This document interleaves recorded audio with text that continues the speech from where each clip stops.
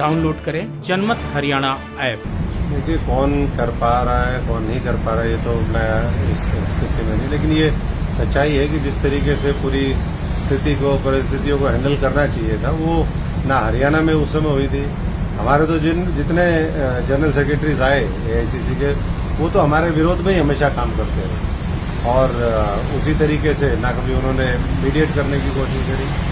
और हमारी जो लड़ाई थी वो यहाँ के, मैं समझता हूँ कि जो अब लड़ाई चल रही है कि उससे बहुत भिन्न थी। हमारी लड़ाई में सीधे सीधे ये न्याय की लड़ाई थी। हमारा तो जितनी मेहनत हमारे साथियों ने की, हमने तो कहा था कि उनका केवल ध्यान रखा जाए। यहाँ सत्ता में हिस्सेदारी की लड़ाई, तो दोनों में बहुत फर्क है। मेहनत हमने की थी, उन लोगों को तो पूरा कॉपरेशन वहाँ पर मिला था।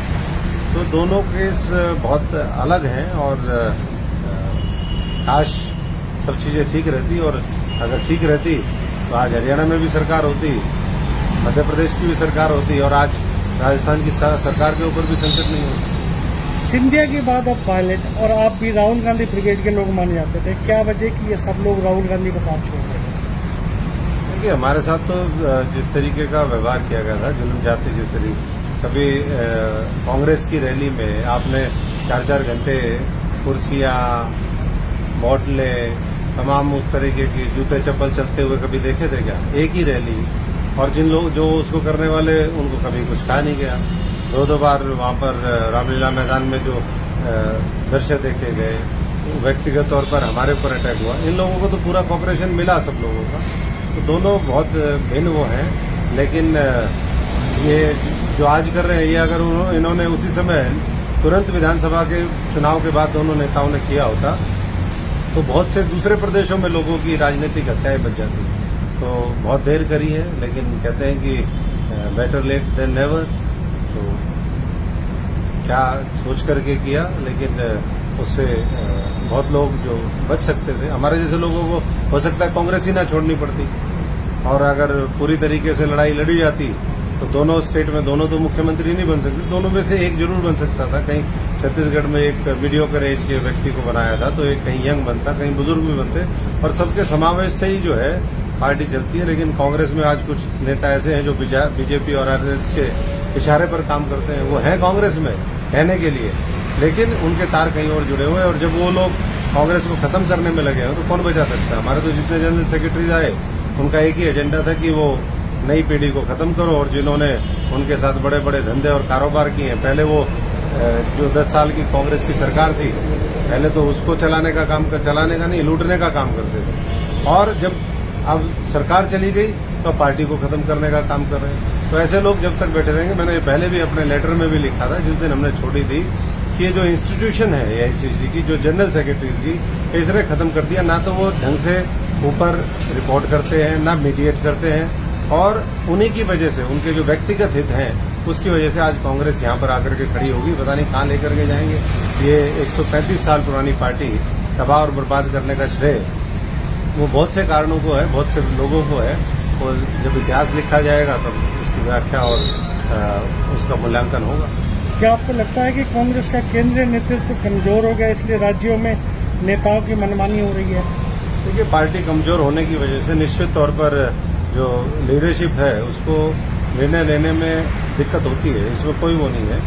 और लेकिन पार्टी मजबूत करने की जिम्मेदारी जिन लोगों को दी गई, जिन्होंने उसको मजबूत किया, उनकी एंड टाइम पर जिस तरीके से अनदेखी हो जाती है, या जो लोग मौज मस्ती करते रहे 5-5 साल, समय पर उनको आकर के कुर्सी पर बिठा दिया जाता है। तो बहुत सी चीजें हैं। ये कब मामला थमेगा ये तो पता नहीं, लेकिन हम तो यही शुभकामनाएं दे सकते हैं। जो लोग सच्चाई की लड़ाई लड़ते हैं, न्याय की लड़ाई लड़ते हैं, उनको ऊपर वाला भी शक्ति दे, और वो भी पूरी शक्ति के साथ। ये नहीं कि भाई 2-2, 3-3 साल बीत जाते हैं उसके बाद याद आता है। अरे समय पर डिसीजन लो, जिस तरीके से हमने लिया, समय पर डिसीजन लो। कांग्रेस को अगर इतना बचाना चाहते हैं या उन ताकतों के खिलाफ लड़ाई लड़ना चाहते हैं तो निर्णय और निर्णायक लड़ाई लड़ने की जरूरत है।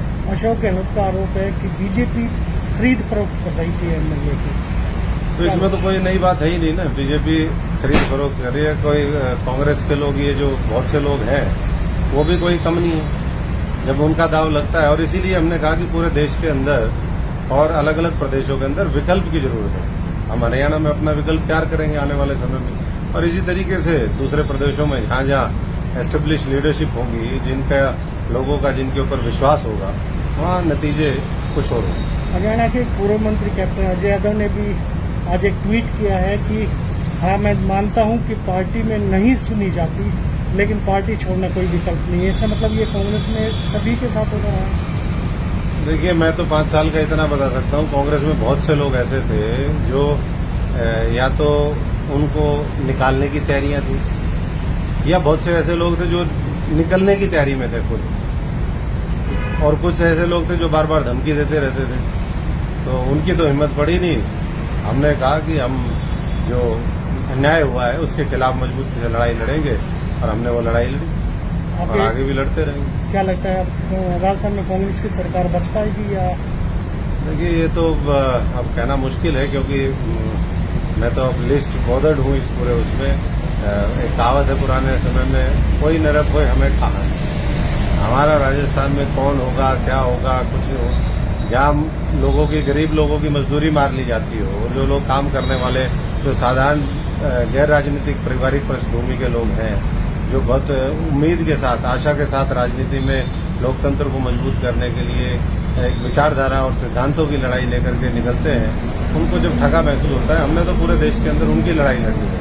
तो कौन बनेगा, कौन बचेगा, ये तो फैसला वहाँ के विधायक करेंगे, लेकिन जो होगा बड़ा रोचक होगा। राजनीति के आगे, राजनीति के पीछे, हर हलचल को जानने के लिए हमारे YouTube चैनल जनमत हरियाणा को लाइक करें, सब्सक्राइब करें, और अपडेट रहने के लिए बेल आइकन दबाना ना भूलें। देखते रहें जनमत हरियाणा, सच के अलावा कुछ भी नहीं।